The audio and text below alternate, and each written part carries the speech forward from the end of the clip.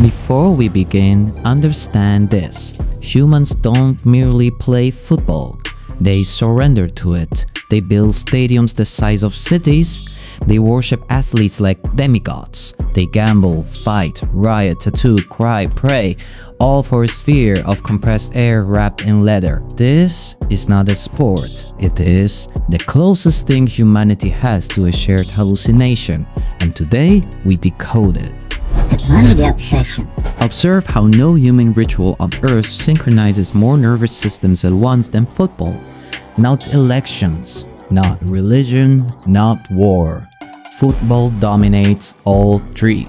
When 90,000 humans roar in a stadium, they generate a measurable atmospheric vibration. Yes, operatives, your species literally shakes the air to celebrate feet touching a ball. Why? Because football gives them something your political systems cannot. A temporary illusion of control. Your lives are chaotic, unpredictable, unfair. But in football, the rules are clear. The result is binary, and if your team scores, you feel, briefly, like the universe cares about you. It doesn't. But don't tell them that, they get upset. Europe, where football became a civilization. European football isn't a sport. It's a multi-billion-dollar opera performed on grass. Your so-called clubs are essentially cultural micronations. FC Barcelona, the flag of Catalonia disguised as a team. Real Madrid, a political weapon polished across centuries. Bayern Munich, German engineering but with shin guards. Every transfer window is a miniature war. Every Champions League match is a diplomatic summit, but with more screaming and fewer suits. And at the center of this theater stand two anomalies: the duality, Messi and Ronaldo, the twin myths. Humans love dualities, light and dark, order and chaos. Messi and Ronaldo. One is a mathematician disguised as a human. The other is an athlete built like a Roman statue that learned how to sprint. Millions worship them, billions imitate them. Yet, 99.99% of those imitators end out exactly the same. Standing in a crowded stadium, hold a plastic cup of overpriced soda, cheering for someone else's destiny. This is humanity's favorite paradox. They chase greatness by watching other people be great. America, the gridiron algorithm. Now we cross the ocean. Americans took football, removed the feet, added armor, inserted commercial breaks every 30 seconds, and called it a new sport. But the psychology is identical. NFL stadiums function like corporate temples, engineered to maximize adrenaline and burger sales. Everything is a spectacle. Fireworks, hyper-slow replays, halftime shows with budgets larger than small countries. And this strategic depth, the formations, the plays, the synchronization, is a form of mathematical warfare humans accidentally invented. Your species doesn't realize it, but American football is the closest humans have come to simulating military conflict without actual casualties. Well, physical casualties. Emotional casualties are plentiful. The World Cup 2026, the global mirror. And now, your next planetary ritual. World Cup 2026.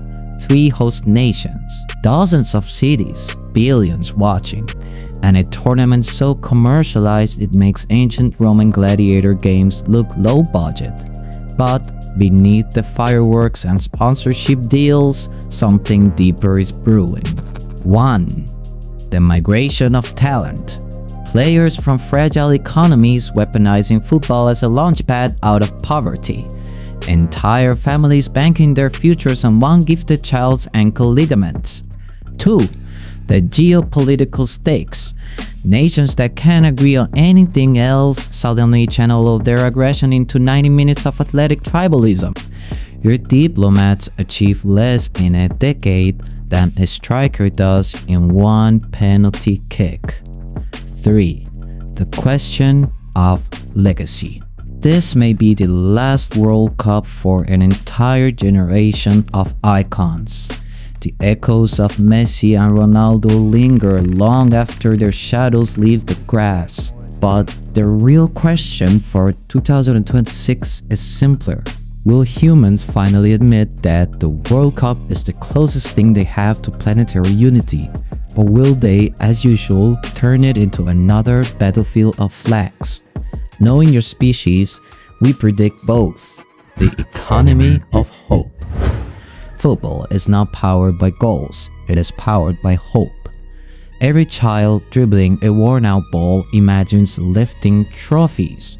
Every teenager in an underfunded academy dreams of escaping poverty. Every adult spectator believes their team represents a part of their identity that real life refuses to acknowledge. But statistically, almost all fail. For every superstar who becomes a billionaire, there are millions who break bones, break dreams, and end up as exhausted spectators cheering for the life they almost lived. Football sells hope the same way lotteries do. But unlike lotteries, football gives you 90 minutes of beautiful deception every weekend. The industrial machine. Behind the cheering crowds lies the real engine: data, marketing, contracts, broadcast monopolies, and corporate influence. Your favorite sport is engineered like a psychological trap. Predictable unpredictability, structured chaos, controlled adrenaline, manufactured tribalism. It is entertainment, but also a harvest of attention, and humans offer their attention willingly. The loop of oblivion. Now, operatives, we reach the part they won't expect. After all the goals, after all the chants, after the World Cup trophies, record-breaking transfers, and national meltdowns, humans always return to one cycle: consume, escape, repeat. And football is merely one of the prettier distractions. Some distractions taste like stadium lights and roars. Others taste like sugar, grease, or a little green leaf rolled in paper. The loop is the same, and that loop will be the focus of our next transmission.